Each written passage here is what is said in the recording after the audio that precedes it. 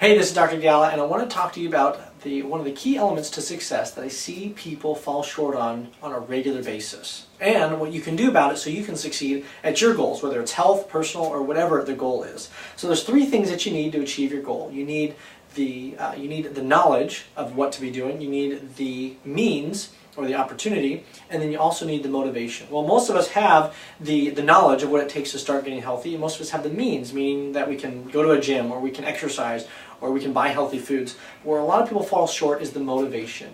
One of the keys that I see between people that succeed and people that don't, because remember, success leaves clues. People that are successful follow a specific roadmap. It's engineered. Success doesn't, and yes, I agree that there's a lot of luck and there's a lot of coincidences out there, but when it comes to success, it's reproducible, and and you can repeat it if you follow very specific steps. So what I mean by that, well, the biggest thing that I see people fall short in is the motivation.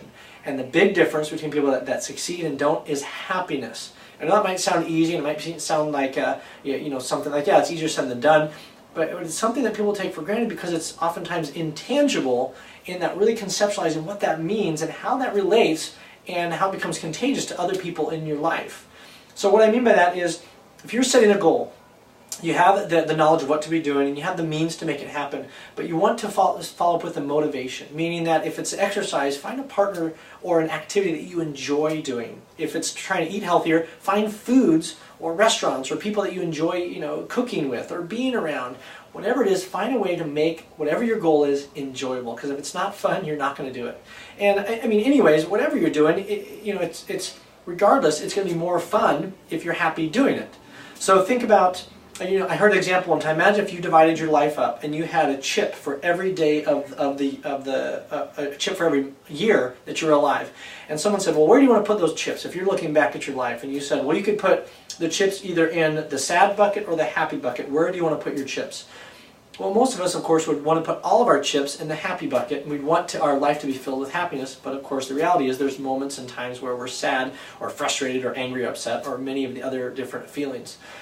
So one of the things that I would encourage you to do is recognize that life really is too short to not be enjoying whatever it is that you're doing with whoever that you're doing it with.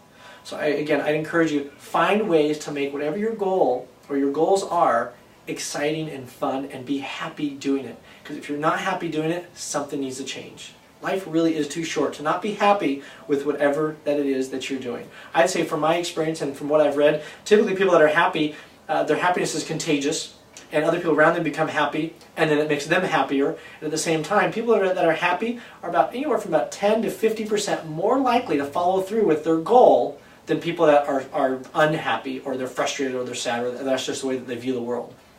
So again, my takeaway would be, if you're not happy with what you're doing or towards achieving your goal, find a way to make it happy.